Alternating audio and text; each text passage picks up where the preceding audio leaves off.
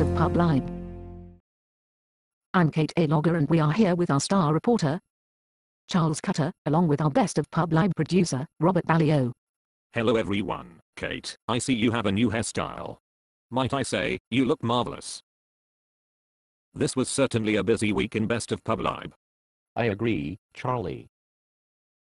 The topics are also heating up as we approach the end of the year. Thank you, Charlie and Robert. This week, in Best of PubLib covers the week of November 30th through December 6th, 2009.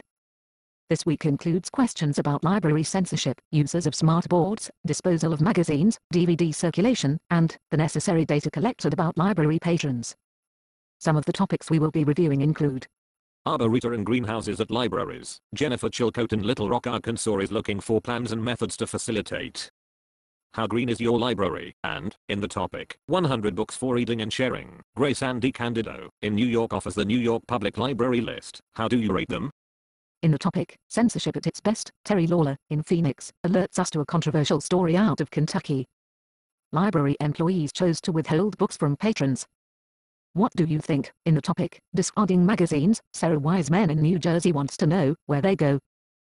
Where do they go when they leave your library? In the topic, smart board use. Beth Crowler in Muncie, Indiana wants to know how you use interactive whiteboards. Are you providing instruction? That sounds like an interesting thread, Kate. In the topic, DVD circulation, Deb Messling in New Jersey is seeing a decline in DVD use, while others are seeing a surge. What are the factors influencing use? What advice do they have for other librarians? On the topic of furloughs, Michael McGrorty in Los Angeles provides a breakdown of state government furloughs across the US. It looks like many government employees are having to cut back.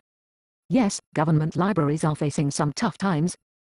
In the topic, posting music, Judy Anderson in Washington, D.C. wants to know where you can store your own music online, and Jeff Emperato has recommended SoundClick.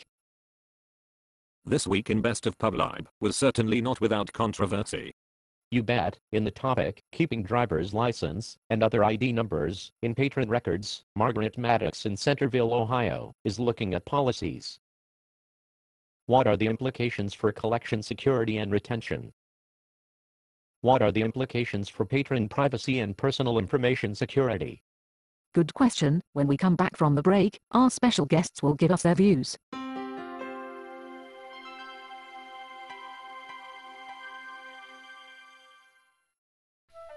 Howdy, this is Billy Bob Smith, and I used to have a tough time in libraries.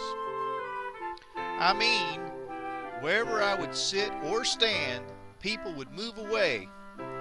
I started to get a complex. Well, I tell you, that's before I discovered Old Smeller. That's right, Old Smeller, applied liberally to your body parts, will make you more appealing. I use Old Smeller, and you should too.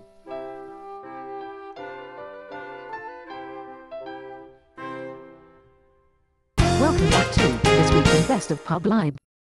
Before the break, we were discussing keeping driver's license and other ID numbers in patron records. What are the implications for collection security and retention? What are the implications for patron privacy and personal information security? With us now are our special guests and library users, Billy Bob Smith along with Michael Turista. Thank you for having me on the show, Kate. Same here.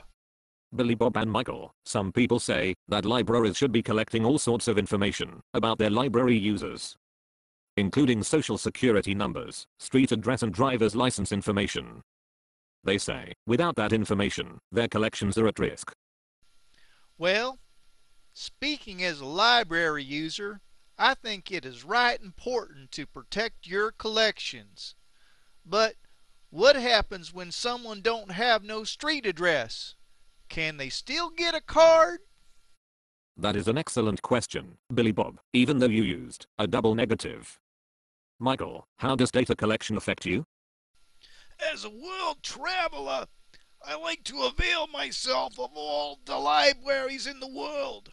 Sometimes I forget to return my books. It can be pretty hard to track me down. Will libraries still serve me? Great comments and questions. Billy Bob and Michael, our best of PubLib viewers, are encouraged to tell us what they think and take our special PubLib poll. What types of patron information should be retained? There appears to be quite a balancing act between collection security and patron privacy. It has also been reported that library employees have used the data in patron records to steal identities, which creates yet another layer of consideration. It is certainly important to protect the privacy and security of library users, along with providing security for the collections. Thank you, Billy Bob and Michael, for your insight. That is all for this week in Best of PubLib.